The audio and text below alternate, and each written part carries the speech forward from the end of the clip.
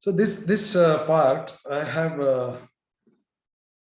two main agenda. One is to go through some of the classic cases that have happened in corporate sector and how that can be connected to economic theories. I just want to touch upon that.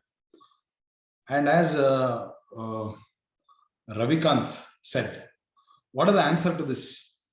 Is there any answer in the legal, the formal legal system? That what is the emerging legal architecture? What are the judicial trends in India to arrest all these kinds of things? Another ಬಗ್ಗೆ ಸ್ವಲ್ಪ ಚರ್ಚೆ ಮಾಡ್ತೀನಿ. ನೋಡೋಣ. I want to give more time to the legal part because it's there are certain cases very interesting. Let us see. Let me start. So certain evidences that I would like to give on the basis of whatever that has been discussed in my earlier session. Why I'm taking Infosys example? Because we are talking about lemons. We're talking about corporate frauds. When Infosys is powered by intellect and driven by values, it's a classic case study of how a son of a middle school teacher from a very remote village in Karnataka bordering Andhra Pradesh came up to build such a big empire through sheer intelligence and innovative entrepreneurship qualities. And this has been a classic case, as you know. But what happened was, and I'm just putting that slide because I'm not going through the slides that I have. Because if I go to the slides, I may have to detailedly go for the explanation. Therefore, I'm trying to put it as a story. Just keeping one Infosys slide up front so that it is about Infosys. So they were all doing really well till the time during the 2014-15 when the revenues started coming down, and the original promoter, the 7 engineers, decided maybe it is because of we have been the managing directors and the CEOs alternatively. Let us bring a completely neutral view into our businesses. Then, keeping that in mind, they brought in a person by name Vishal Sikka, who was the first non-Infosian to become the CEO. He was the first non-Infosian. And he was given a mandate to shore up the revenues and take whatever decision, because the CEO has got its own mandate. Now, what happened? Infosys had a different model of business. They were into verticals. I mean, they were into giving software solutions. And there were no vertical expansion. He started going for an acquisition model of business, which is completely contrary to the kind of business model that the original Infosians had. But on paper, suddenly the revenue showed up. Do you know, when you acquire one more business, your balance sheet on paper looks stronger because revenues go up, because the sales of one company and the other company gets added. And the revenues, the profits also show up without having to really get into the nitty-gritties of the business, but still acquiring businesses and integrating the financials will definitely show a rosy picture on paper. And more than that, which was completely contrary to the original business model, as I said before. And moreover, he tied his remuneration as a percentage of the revenue. When he started with, say, around 950 millions as salary. But within a span of 2 years, because of the acquisitions, because of revenues on paper, suddenly as a percentage, it showed up to 900 odd millions. From 95 millions to 900 and odd millions is a huge executive compensation, which made the original, promoters of Infosys, their eyes went red because they have toiled hard, they have sweated hard. After doing everything, it was, the business was given on a platter to this fellow under the pretext that he's a outsider, and outsider will have a different neutral view. Change madana. ಎಲ್ಲ ನಾವೇ ಮಾಡ್ಕೊಂತ ಇದೀವಿ. ಬೇರೆಯವ್ರು ಬಂದ್ರೆ ಒಂಥರ neutral view ತರ ತಗೊಳ್ತಾರೆ ಅಂತ ಕೊಟ್ಟಿದ್ದೇನಾಗಿತ್ತು, ಡ್ಯಾಮೇಜ್ ಆಗಿಬಿಡ್ತು. Everybody started talking about it, that he is unnecessarily, excessively giving compensation ಅಂತ. ಇದನ್ನ ಏಜೆನ್ಸಿ ಥಿಯರಿನಲ್ಲಿ ಹೇಳಿದ್ದಾರೆ. One of the self-serving actions of the managers is to excessively award compensation for themselves. ಆ case Infosys ಎಲ್ಲ ಆಯ್ತು. ನಂತರ ಏನಾಯ್ತು, ಅವನನ್ನ ತೆಗೆದಾಕಿದ್ರು, ಏನೋ ಇವ್ರ ಕಣ್ಣೆಲ್ಲ ಕೆಂಪಾಯ್ತು. Somehow he was removed. Then again, Nandan Nilekani, one of the original promoters, came back as a managing director for some time. Then they wanted to test one more time to bring in another new fellow, because their first experience was bad. They wanted to bring in one more new fellow, and they brought in the second Infosian, non-Infosian to become the CEO was Salil Parekh, who is still the CEO. Soon after he took over, again, there was a whistleblower complaint against him, that he is manipulating the books of accounts, he is misusing the travel privileges. ಅಂದ್ರೆ ಇವರು ಓಡಾಡೋದಕ್ಕೆಲ್ಲ ವಿಮಾನ ಎಲ್ಲ ಕೊಡ್ತಾರಲ್ಲ, ಅದರಲ್ಲಿ personal family ಕರ್ಕೊಂಡು ಓಡಾಡ್ತಾ ಇದ್ದ ಅಂತ ಹೇಳಿ ಅವ್ರ ಮೇಲೆ ಅಲಿಗೇಷನ್ ಬರ್ತದೆ, whistle blower complaint. Then immediately the ethical committee of that company initiates an investigation. ಏನಾಗಿದೆ ಅಂತ ನೋಡೋದಕ್ಕೆ. The moment, the very moment this news was released to the market, tanked not less than 16,500 crores on a single day. So what is happening? Every time a new person comes, a neutral person comes, suddenly there are rumors about some wrong happening in the company. There are even people, I've read reports which said the original Infosians are doing it intentionally. ಸುಮ್ಮನೆ ಅವ್ರಿಗೆ ಹೊರಗಿನವ್ರಿಗೆ ಕೊಟ್ಟಿದ್ದೀನಿ ಅಂತ ಅನ್ಸ್ಬೇಕು, ಆದ್ರೆ ಕೊಡ್ಲೂಬಾರ್ದು, ಏನಾದ್ರು ಒಂದು ಖ್ಯಾತೆ ತೆಗೆದ್ಬಿಟ್ಟು ಬೀಳಿಸ್ಬಿಡ್ತಾರೆ. They are trying to pull down the neutral people themselves, but in the open they want to be shown as, see, we have given this opportunity, but unfortunately they could not take it up properly, and that is the reason we are back ಅಂತ ಕೂಡ ನಾನು stories ಅನ್ನ ಕೇಳಿದ್ದೀನಿ. But fortunately, whatever the investigation that was done, it was proved that there was no hand of Salil Parekh in that, and he was proved innocent. And even today, he happens to be the CEO of that company. What does it show? Even a company of the standards of Infosys are also not free from accusations, not free from allegations. It happens. And when you look at Enron and I would like to take Enron and Satyam together, because there are certain similarities. When Satyam was brought to light, all these people, business writers, they had a field play. 1 + 1 = 11, the Satyam equation. All that is there about Satyam is Asatyam. And ಬರ್ದಿದೆ super. ಕಾಪಿರೈಟರ್ಸ್ಗೆ ಒಳ್ಳೆ ಸಮೃದ್ಧಿಯ ಕಾಲ ಆಗ. Everybody started pinching, using their vidambane ಅಂತ ಹೇಳ್ತಾರಲ್ಲ, cynical kind of headlines. But what exactly happened between, for both Enron and I'm taking them together so that I get more time on the law part.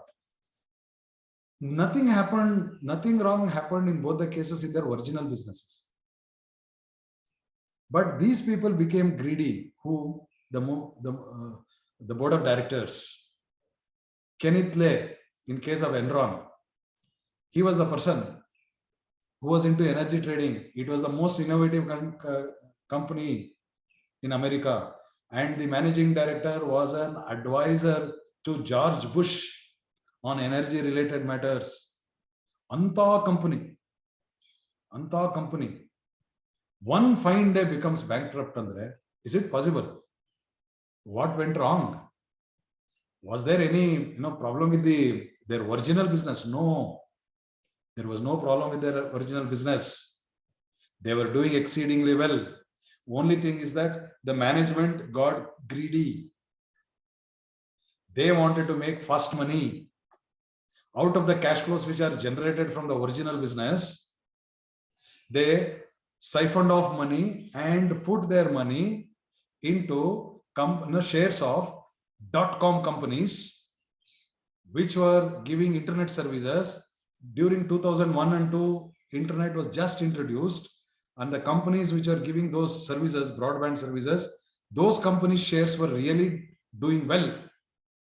What these people thought, somehow siphon off this money and put it in the shares on a short-term basis. Then when the shares prices go up, we'll sell off the shares, come back and put it back into the business. In the meanwhile, using companies' money, let us make big fortunes. Simple. So now, unfortunately, they entered the business at the peak of the boom, and they also took heavy debt in order to finance because they wanted to make fast money. And then, unfortunately for them, there was a .com crash. Suddenly without the market. They lost their money. Money got dried up. All their investments got dried up. Then what they did? It never went up. The shares value did not go up at all. They lost heavily. Whose money is that? Investors' money, shareholders' money. The cash flows which are generated to be distributed as dividends for the shareholder, that money was siphoned off and it was put on making short-term gains. Aglila.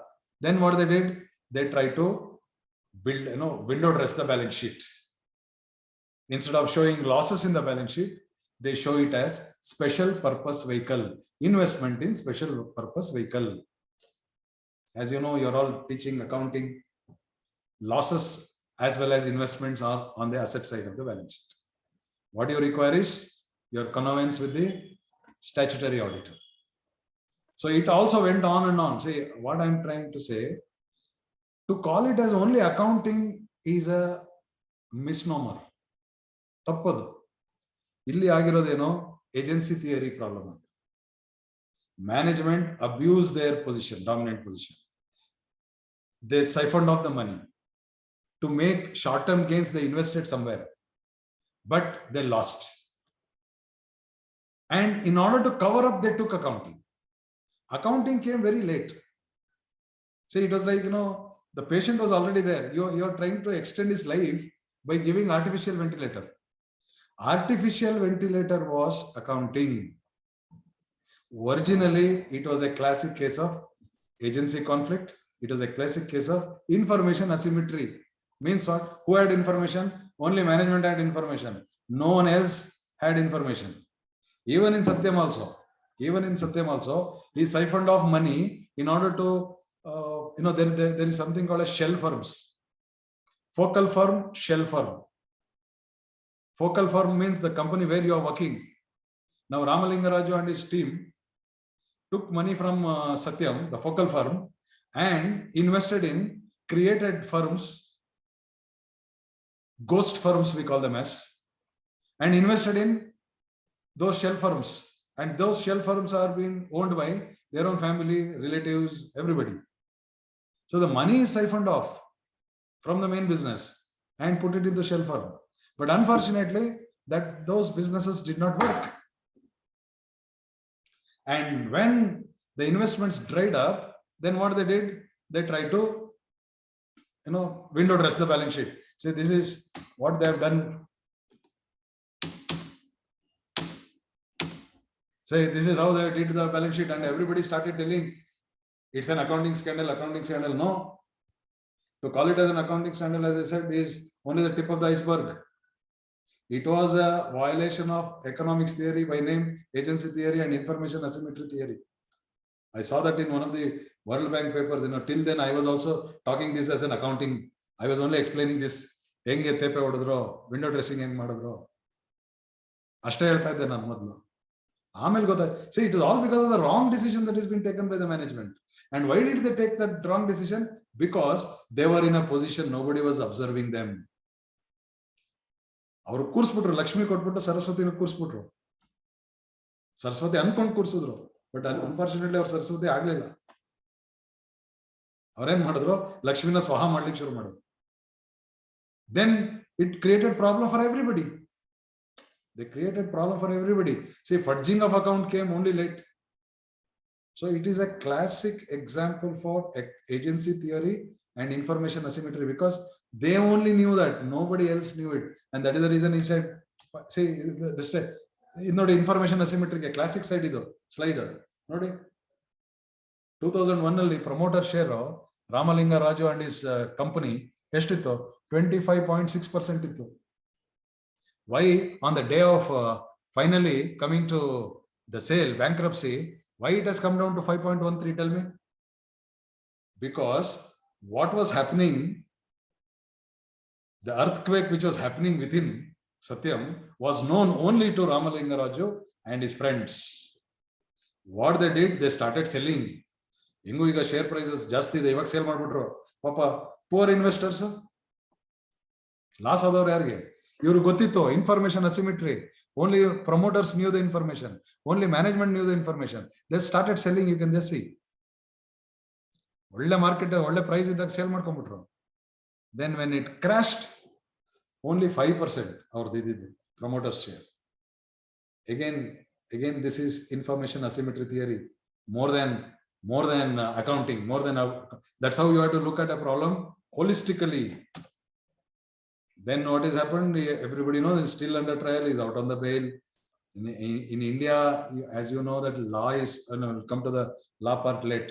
Anyway, now still, wherever that he has invested in some properties, in infrastructure properties, real estate in and around Hyderabad, it seems now it has got the value which he eroded, and his property has been attached, and the company, the government would take up the appropriate measures.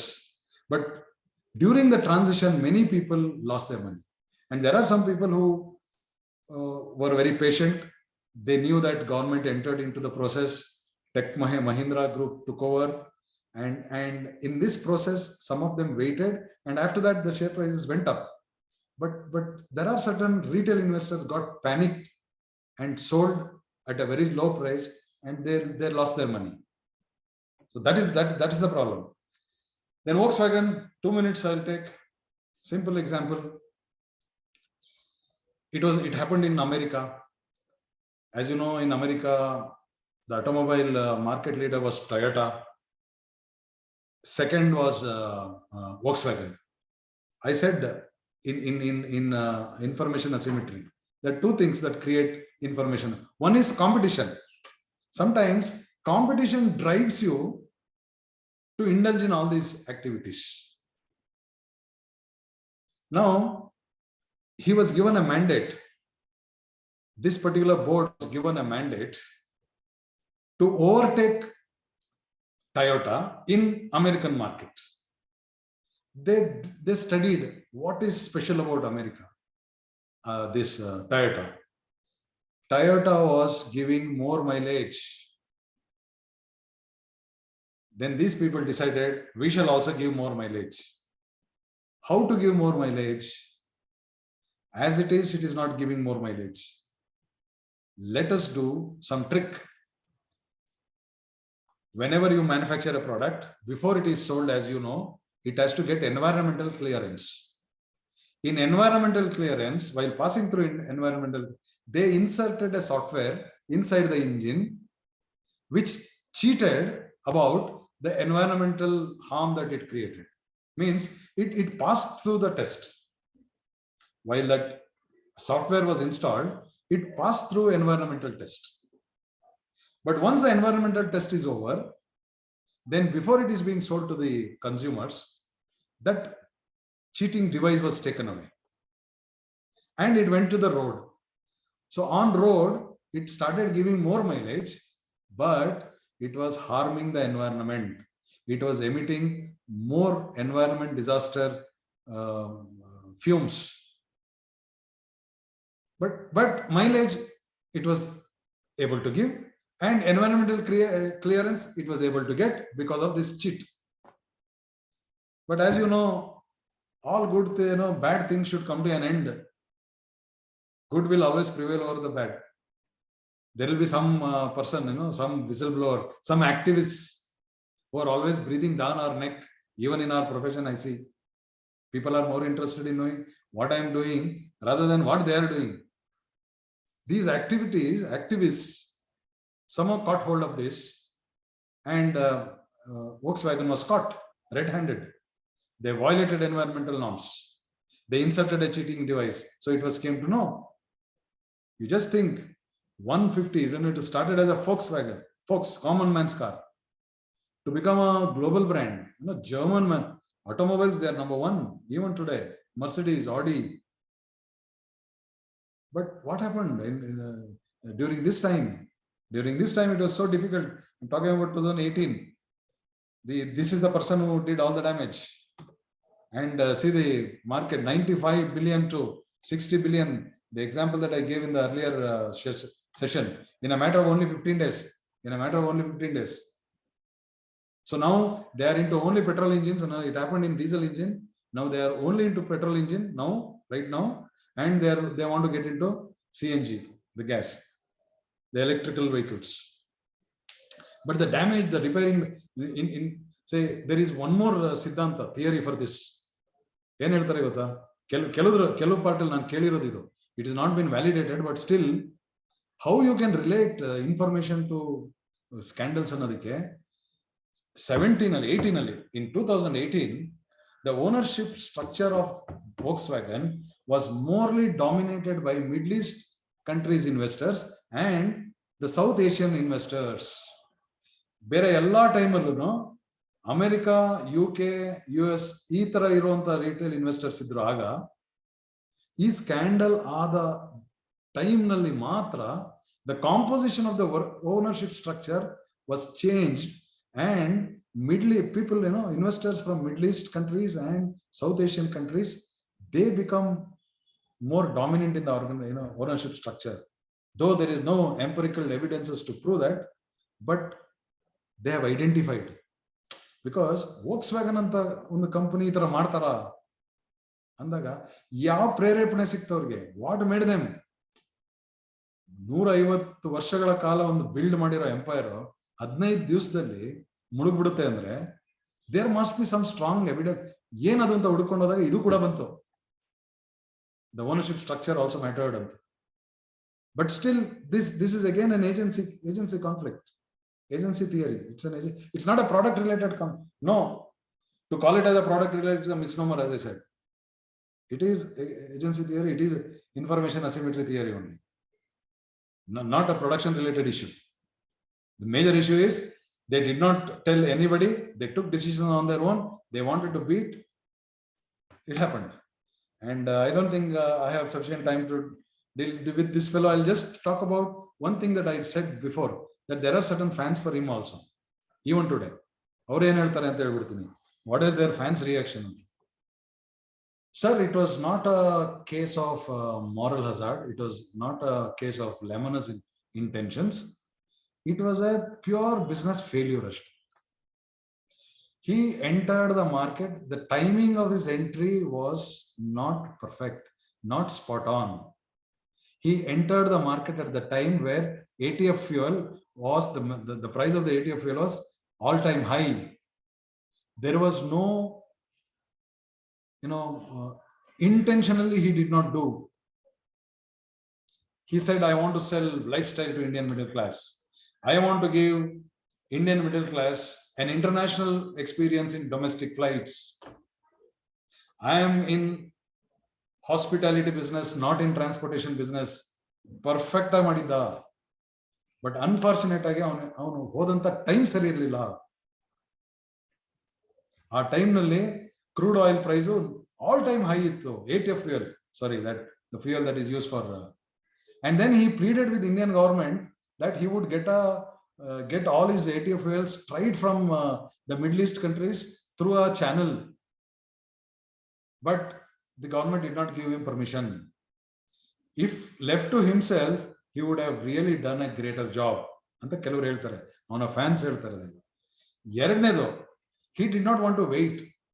Say, as soon as he entered into domestic flight, he want to get into international flight operations, for which the regulations say that you should operate in the domestic line for 5 years, then only you will be renewed with the license ಅಂತ. ಆಗ ಏನ್ ಮಾಡದ ಅಂತಂದ್ರೆ, captain Gopinath ಇತ್ತಲ್ಲ airlines, it was touted as a common man's airlines, low cost carrier ಅಂತ. He brought that, he kind of acquired that through a demerger and then started operating international flights also. Even perceptually, marketing ನವರು ಹೇಳ್ಬೇಕು, ಇದನ್ನ segmentation ಅವ್ರು ಹೇಳ್ಬೇಕು. ಏನಪ್ಪಾ ಅಂತಂತಂದ್ರೆ, originally Vijay ಮಲ್ಯದು style ಇದೆಲ್ಲ ಸೆಗ್ಮೆಂಟ್ ಎಲ್ಲ ಒಂಥರ ರಾಯಲ್, ರಿಚ್ ರಾಯಲ್, ಎಲೀಟ್ ಅಂತ ಇತ್ತು. ಈಗ ಕಾಮನ್ ಮ್ಯಾನ್ಸ್ ಏರ್ಲೈನ್ಸ್ ತಗೊಂಡ್ಬಿಟ್ನಲ್ಲ, it was against this segmentation strategy that he originally had. So his slot was into the elite or the upper middle class, not at the lower middle class, not at the lower class, lower income class. But by taking this, he made a blunder. People started smelling that there is a problem. You know, ಅದಷ್ಟು ಸಣ್ಣ ಒಂದು ಕಂಪನಿನ ತಗೋತಾನೆ ಅಂತಂದ್ರೆ ಏನೋ ಇಲ್ಲಿ ತೊಂದರೆ ಆಗ್ತಾ ಇದೆ ಅನ್ಲಿಕ್ಕೆ ಜನ ಡೌಟ್ ಪಡ್ಲಿಕ್ಕೆ ಶುರು ಮಾಡಿದ್ರು. And that was not a strategic move ಅಂತ ಕೆಲವರು ಹೇಳ್ತಾರೆ. ಬಟ್ ಅವನ್ ಡಿಫೆನ್ಸ್ ಏನು ಅಂತಂದ್ರೆ, I need not have to wait for 5 years to get in to international route. I went on fast track. So in all this, ನಮ್ಮ capital structure theory ಬರ್ತೀನಿ ಈಗ. ನಮ್ಮ ಮೊಡಿಲೈನ್ ನಮ್ಮೆಲ್ಲ capital structure theory financially, corporate finance, since I teach them, very clear ಆಗಿ ಹೇಳುತ್ತೆ, whenever you go for an unrelated diversification, please use owner's money, because you don't know the complications of the new business.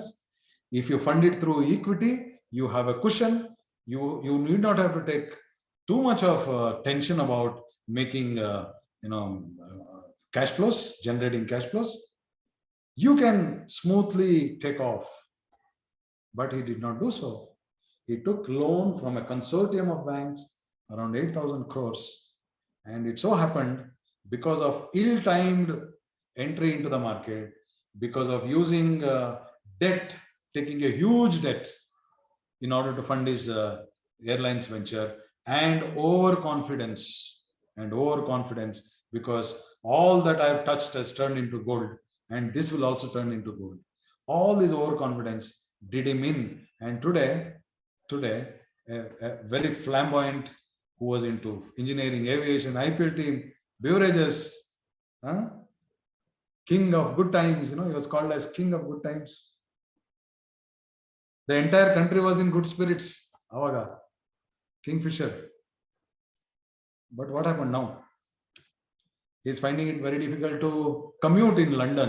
He's using a public transport. The person who used to use always chartered flights, now he's in public transport.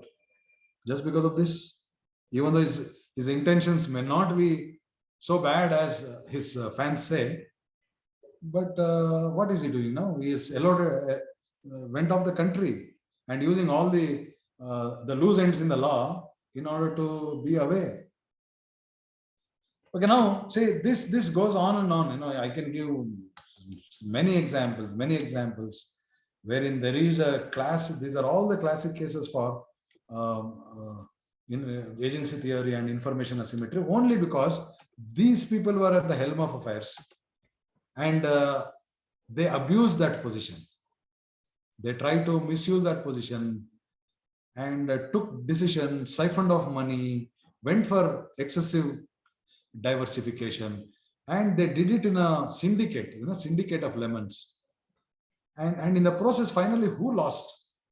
It is a poor man's working class, a middle class person with the hope that there will be some value addition to my money. Who has invested in the shares? He has lost the money. So that is a million. Now, whether law has got, this is what I would like to discuss in some more detail. I hope that the evidences I took, only a few of them, just to drive home that there is a connection between these corporate examples and the economic theories. You cannot brand them as only accounting, only marketing, only production. No. It is more into the whole thing. The composition of a company as such. It's a governance issue. Okay, now, what law holds in store for us? Do we have enough? And people have been, from Harshad Mehta's time till Yes Bank time, scandals galore. ಆಗ್ತಾನೆ ಇದಾವೆ, ಏನು ಅದಕ್ಕೇನು ಲೆಕ್ಕ ಪಕ್ಕ ಇಲ್ಲ.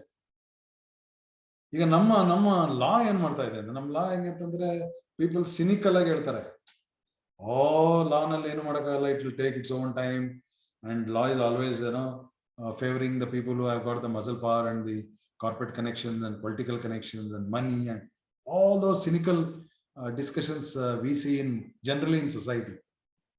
But I just want to know, I will just put it before you, some of the latest developments. You tell me whether the present the policy makers have been thinking seriously about arresting these scandals, or it is this just an eyewash, which I would like to take from you.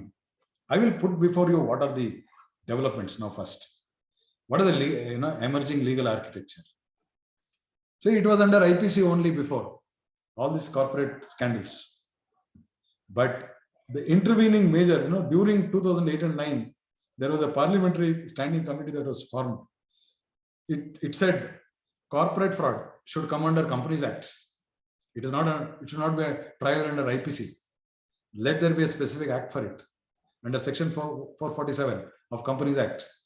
And then creation of Serious Fraud Investigation Office under Ministry of Corporate Affairs in that act itself, in section 212. Because it is under this act, the Bush and Steele was trialed. Then this 447 of this act is an amalgamation of different IPC codes. 405, criminal breach of trust; 415, cheating; 463, dealing with forgery; 477A, falsification of accounts. So ishtu sections IPC na serbittu one section madidru, section 447 of Companies Act. ಏನು ಮಾಡಿದ್ರು, ಏನು imprisonment offense ಸಾಕ ನೋಡಿ. Fraud, if it involves an amount of at least INR 10 lakhs or 1% of the turnover, whichever is lower, it is an offense punishable by imprisonment not less than 6 months, may go up to 10 years. Iga, I would like to just draw your attention to the Enron, the aftermath of Enron in US, where SEC, Security Exchange Commission, soon after Enron, came out with an act called as Sarbanes-Oxley Act, which went to the extent of giving death sentence, capital punishment, hang on to death for the cases, corporate frauds. But in this case, it is up 6 months. It can go up to maximum 10 years. In fact, the Ken Lay, who was the mastermind of Enron scandal, was given 160 years of imprisonment on various charges. But fortunately for him, he died in the jail itself at the age of 65. Had he been alive, he would have been sentenced till 165 years on various counts. So capital punishment was also included in Sarbanes-Oxley Act. Let us see what is what our law says in Indian law. The provision for not less than the amount of fraud and may extend up to 3 times the fraud amount. Now, this is the catch. Say 6,900 is the amount of fraud of Nirav Modi. Now, how much can be fine levied as per the new act? 3 times, 7,000 for example. Round up, I'm just rounding. 7,000 into 3, 21,000 crores can be levied once he is deported. And if the fraud in question involves public interest, and I'm talking about all the companies which are in public companies, I said before that these are all diffuse ownership structures. So therefore, it should not be less than 3 years maximum. And then is cognizable, non-bailable, non-compoundable. And for grant of bail, there is a twin condition. You cannot get the bail as easily as it was before. As per section 212, the 2 conditions should be satisfied in order to give bail. The public prosecutor has been given enough opportunity to oppose his release. And the court is satisfied that he is not going to commit any offense while on bail and is not guilty prima facie, is not guilty of that. If there is a reasonable ground, prima facie, if he is guilty, then there is no chance that he will get a bail. Now another very important development, in law. It is a schedule offense under Prevention of Money Laundering Act. It is treated as proceeds of crime. If you just look into the PML Act, if you look into those, the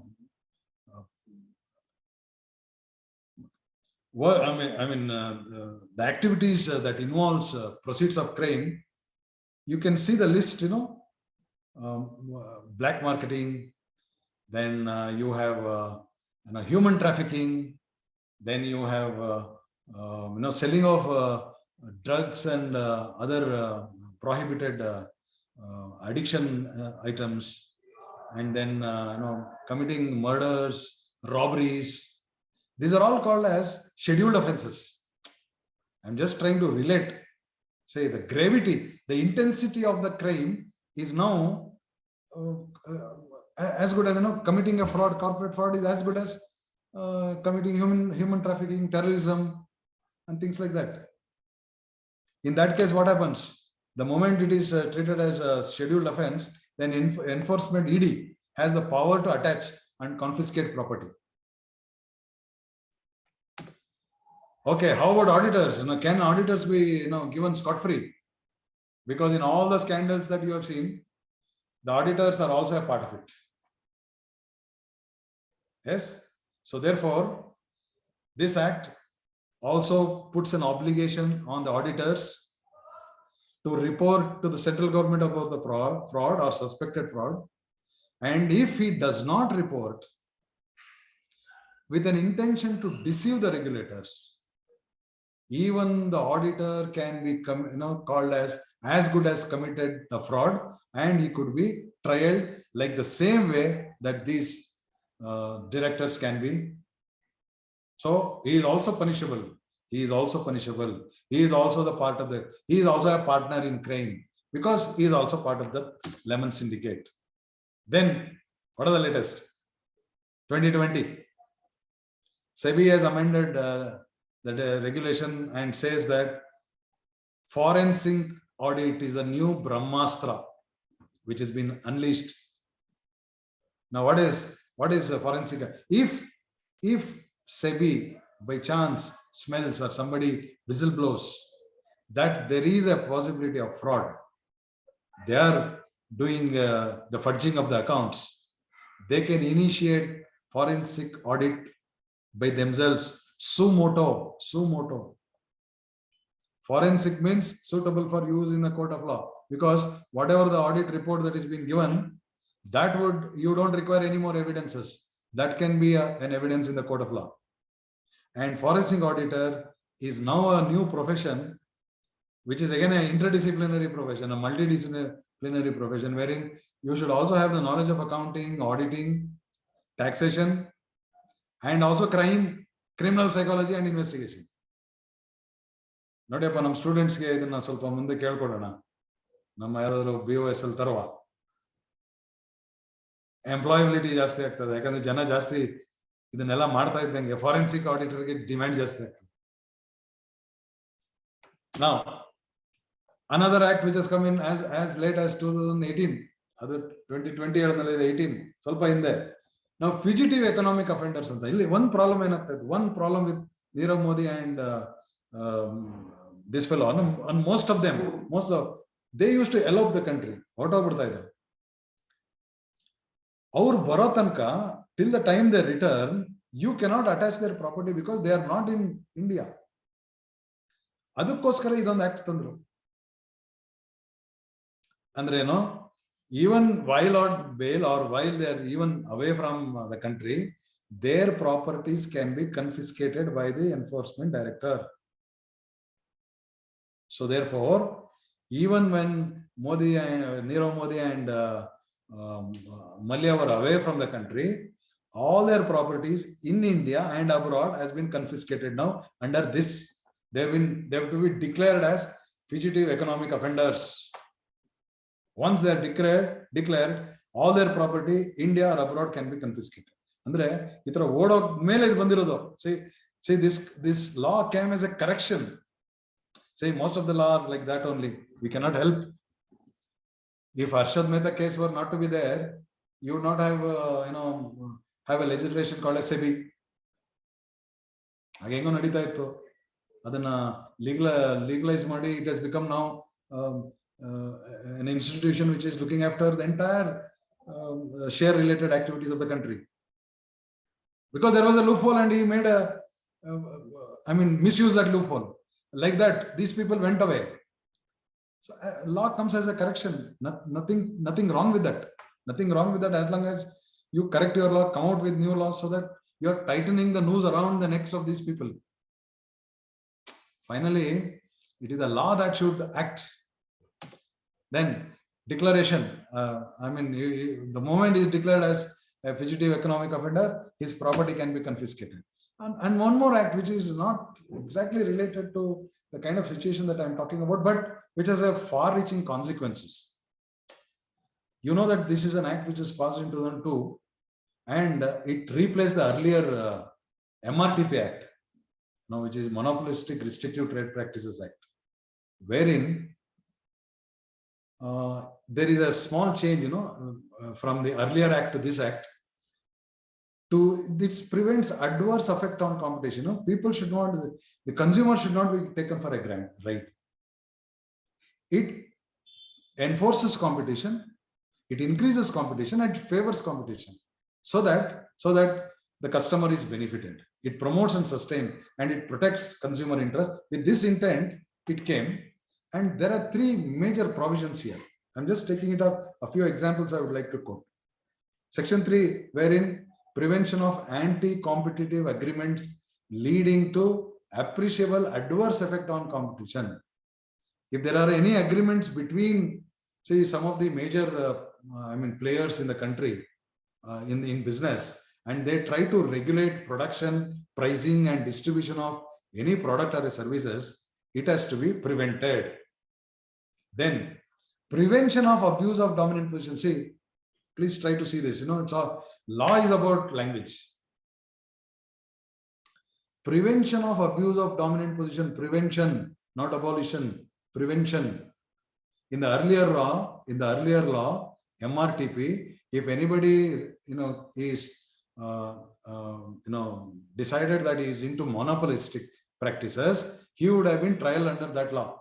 But this law is not about that. It is little more easier, little more flexible. It says nothing wrong in having a dominant position, nothing wrong in monopoly, but don't abuse that. If you are caught abusing the monopoly, then you are subject to trial under CCI.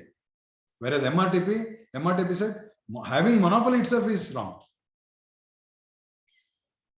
Now it is little more smoother, little more flexible, but enjoy monopoly, yes, but don't abuse it. Let us see certain regulation of combination. Now we are talking about, many big companies coming together and forming a combination in that particular domain, and then they will again become monopolists.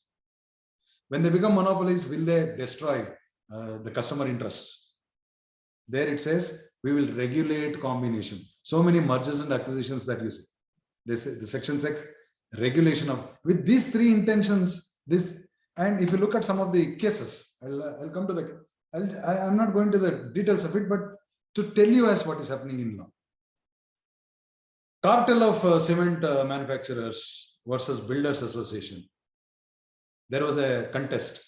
Builder said all these 13 companies, top ACC, Birla, all those people came to, this is called as cartelization. They come together, they will have an understanding between 13 companies, all big companies, and they will regulate the price. So this is the price.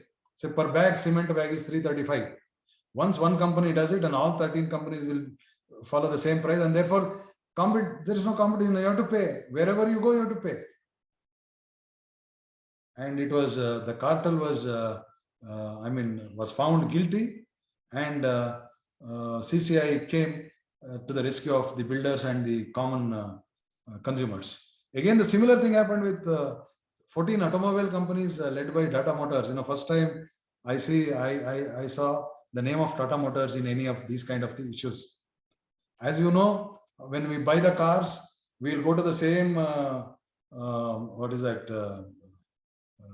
showroom, and they say that all the replacements, spare parts, everything should be done by us only. You cannot, and if you do it in the market, then we are not responsible. So you have to take only in the authorized dealers only, and the servicing should be done only in the authorized dealers only. Again, a cartel. It is anti-competitive agreement. It's an anti-competitive agreement. So in that case also CCI ruled in the favor of the consumers. Then take up one more, Sun Pharma acquiring Ranbaxy and PVR Cinema acquiring DLF.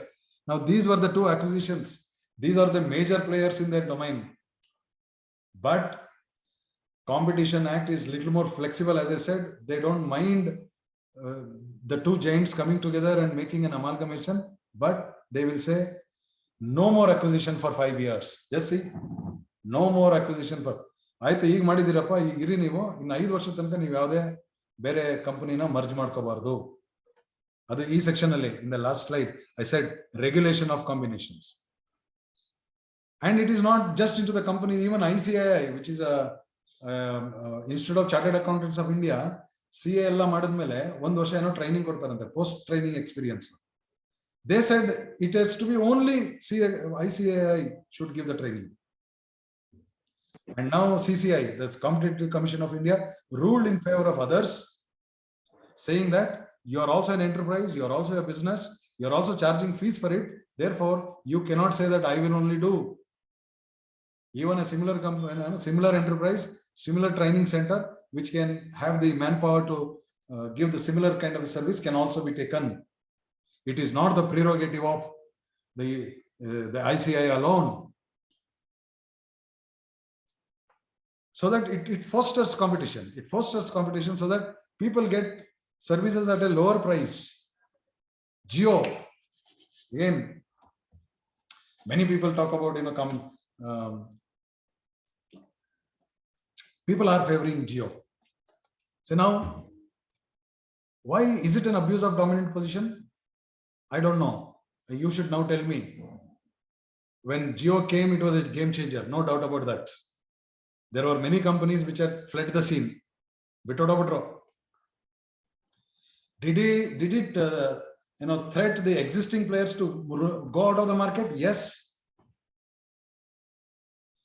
Did it is it preventing others to come into the market, the new entrants into the market through their product offerings and services? Yes.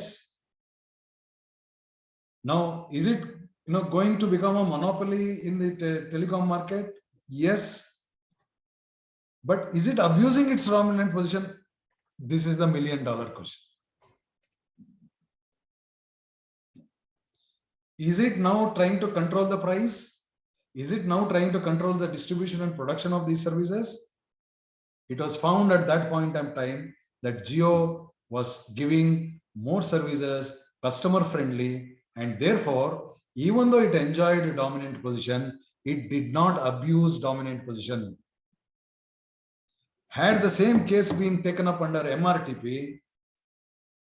it was a classic case for under trial under MRTP, and it would have been fine.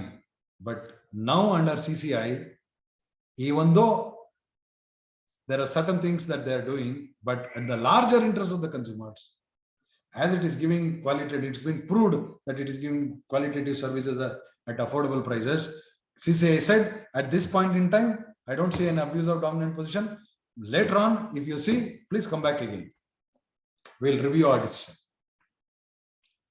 So that's how it is. And very recently, 2022, Google, it was fined. This is the amount of fine, 1,300 crores for pre-installing applications on Android device. You have bought Android device and you know that there are already, before buying only, there are so many applications, which some of them you don't want also. But those applications are taking so much of data storage, which you would have used it for some other fruitful purposes. So by mandatorily making them use those applications, it was fined. It was treated as abuse of dominant position. Even Google was fined, for your information. And in case if there are any other applications which are not there in Android, which were to be taken by paying money, they said you have to use Google Play billing system only. Only this portal you have to go for making the payments. You cannot use others, phone pay, Google, other pays. Only mandatory you have to use, because 30% of the revenue would go to Google again by buying a new app which is not in the Google Play Store. So for these two, 1,300 crores for that, and for billing, making billing mandatory through their source only, 936 crores were levied. Now, what I'm trying to say is, law is taking note of these things, these kinds of abuses that is happening in corporate life. And again, another one, the tire company, they made a cartel. You just see the number of some of the companies, Apollo, MRF, Seat, JK Tires, Birla. They made an association called as Automotive Tire Manufacturers Association, and they parted the information, some strategic information about the pricing in that association. Then they finally decided as this is the price. You purchase Apollo, the tire price is the same. You purchase Seat, the tire. So then they are holding the show. They are abusing the dominant. This cartel, this is called as cartelization. Cartelization is always anti-competitive.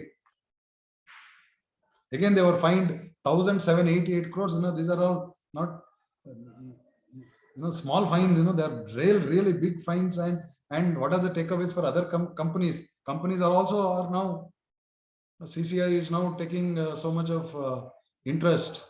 These are 2022, late 22 information that you have. Then the game changer, final game changer. I would say this is a game changer. The Insolvency and Bankruptcy Code.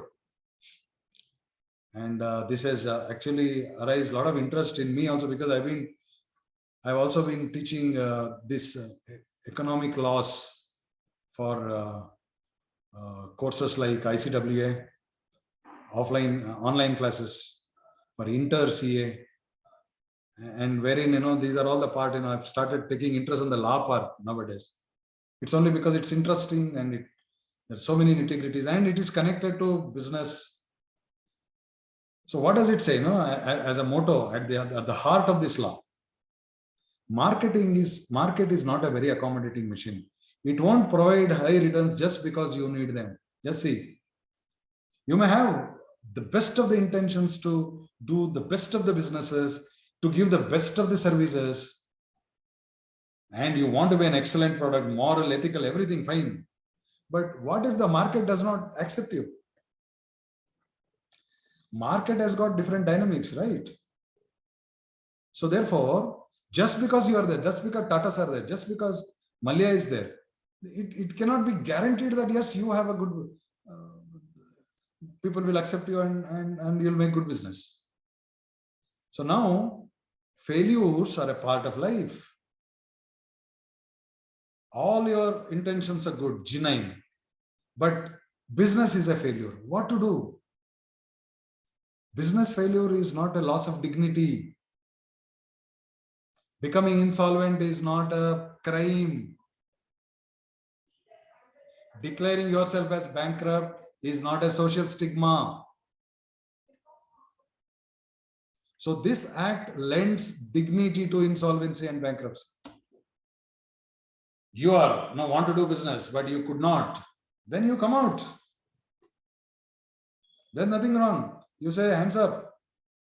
Come with your heads high. Don't, just go on, investing on a wrong project, make the good money, chase the bad money, and become a big fraud, and then do the accounting manipulation, and then finally caught. You go so much of a journey. Don't go. Ramanujam, off ಮಾಡ್ಕೊಳ್ಳಿ.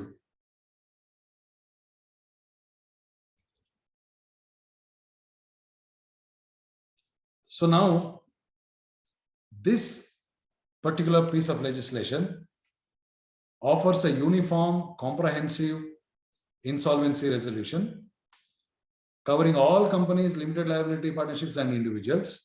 Very simple it is. Under section 7, 9, and 10, there are 3 sections.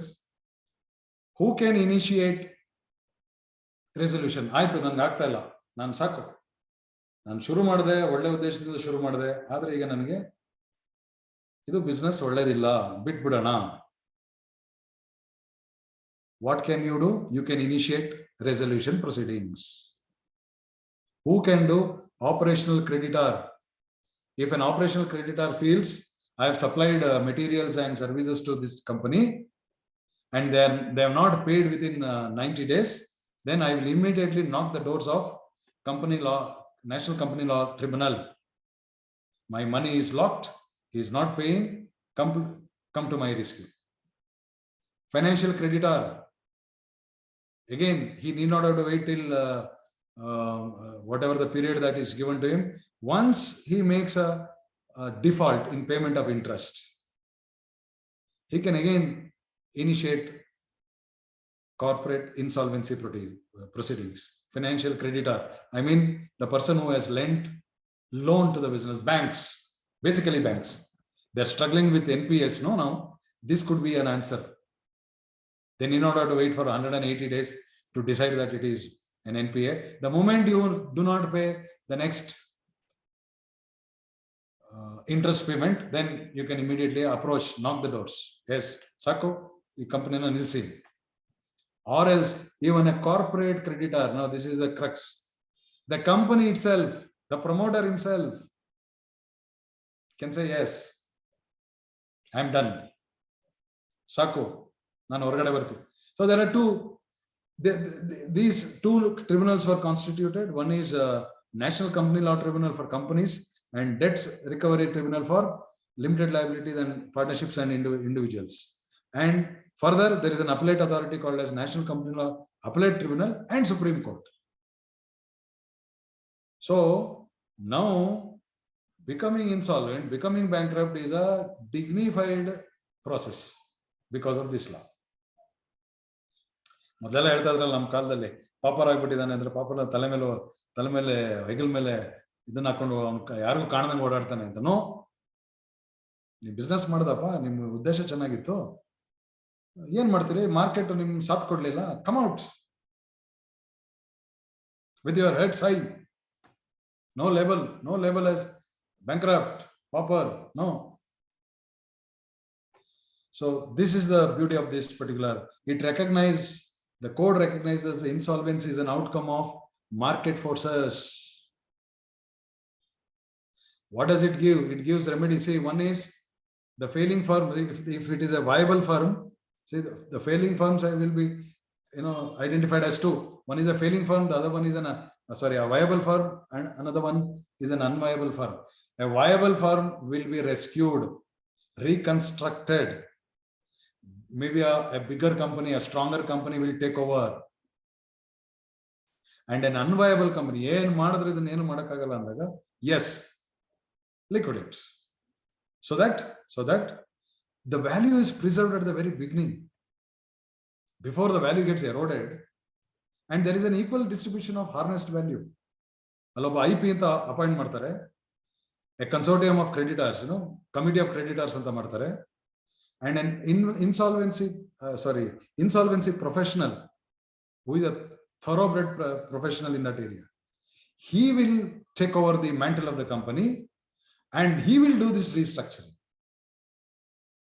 He will decide whether to rescue this firm, do some restructuring, or else liquidate the firm in a time-bound manner. In a fast track, 180 days is 90 days is. So therefore, when a company becomes unviable, there is nothing wrong with that. It's not failure is not sometimes should not make you feel completely devastated. You lend dignity to failure and accept, and you come out.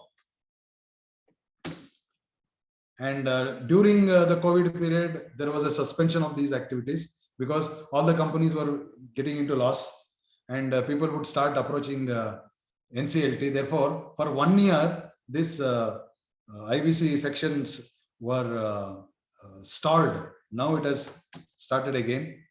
So therefore, what are the challenges that we have? There are so many challenges in this IBC also. Many companies have been reconstructed.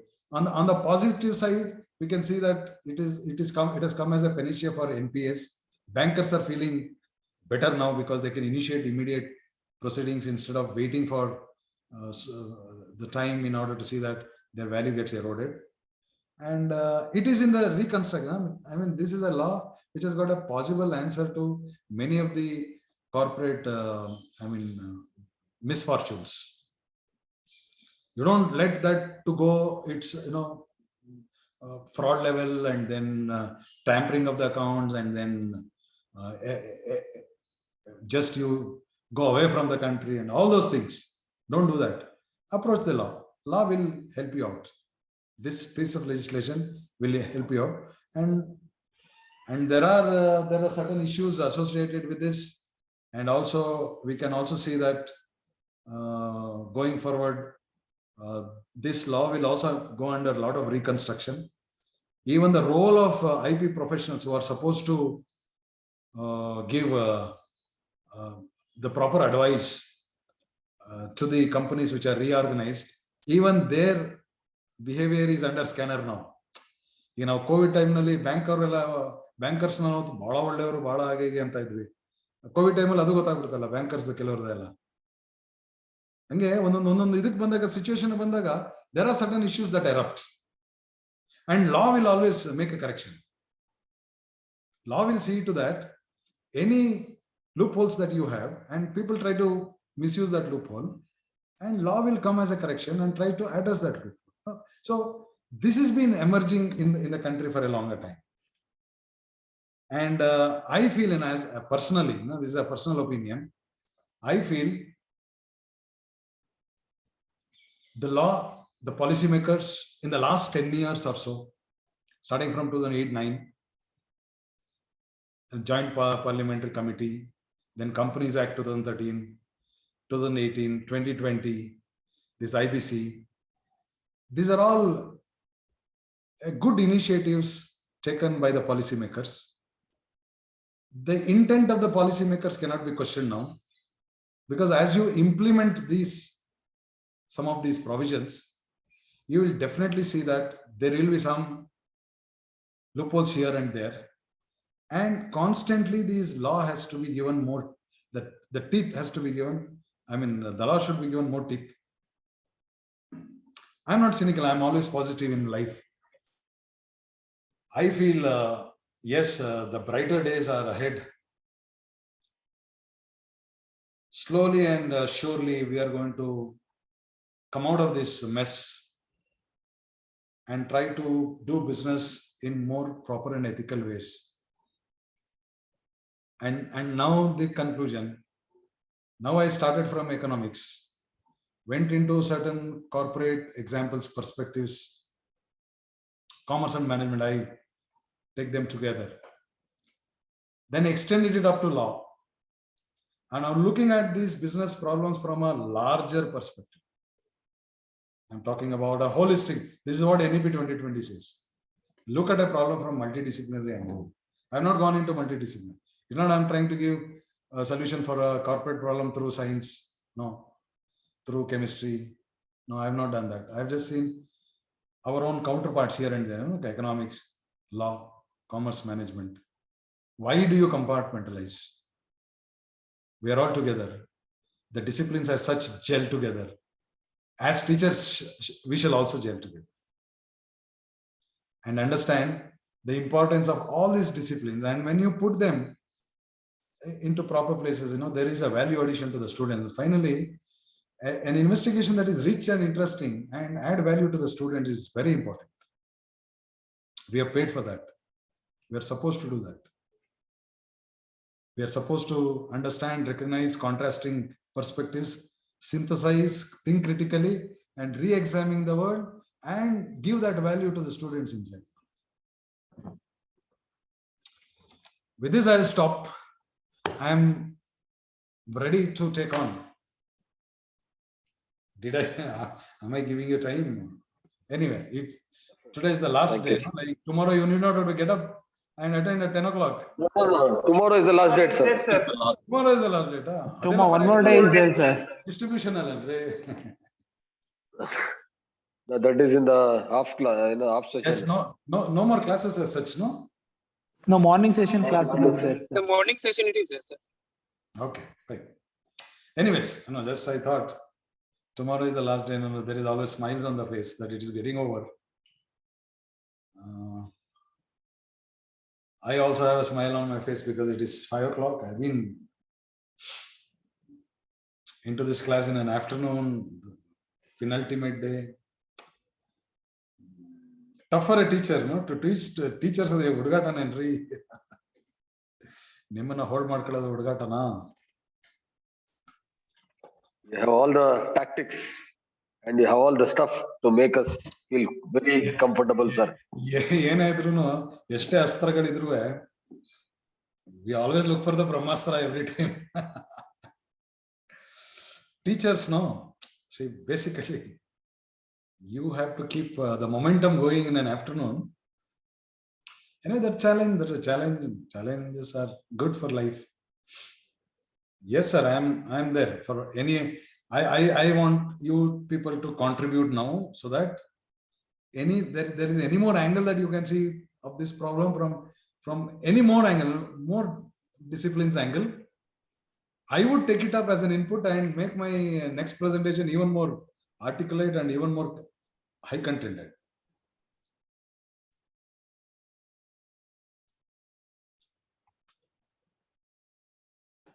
Yes, sir, Mohan. Tell me, Professor, the journey was good. We enjoyed the journey, which mixed with ethics, values, business, profit. You name it, there was there in your journey. We enjoyed it, every piece of information, and more or less, the information which I have given is practical one. What the information we have read it in the newspaper was totally different from the information which you have given. So you have bridged many gaps. Thank you very much, sir. Thank you. Thank you. Any of the participants from Tamil Nadu?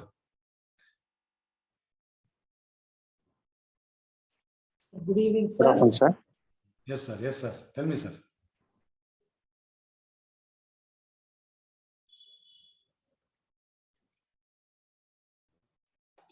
Someone started, so I stopped, sir. No, sir. You started, sir. No problem, sir. Yeah. Good evening, sir. Good evening. Good evening. We could understand a lot of a real-time example towards understanding the concept in legal perspective and to the business perspective. That's very nice. I read the newspaper of Satyam Ramalingaraju's story when it happened. But sometimes, somewhere, the newspaper also probably have not provided what you have given us. One thing they said is, all of a sudden, if anybody steps into a company, there will not be a real books of accounts. books of accounts was Books of accounts will not be real if all of a sudden somebody steps into a company. And they said that they will have only cooked books of accounts. ah, And they will have only cooked books of accounts, they said. And later they said that only when we come to the annual preparation of account, the real story will be pictured. And this is what I have been understanding so far. But now you have given a typical layout as to where they have failed, how they have failed, all that. It is very interesting. Just a note of appreciation. I have got so much clarity over certain things. And so far we know that Vijay Mallaya is a failure of himself and he got into the system and failed. We could understand that. So many, really it was very nice, sir, very practical, very useful, sir. Nice of you. Thank you. thank you. Thank you.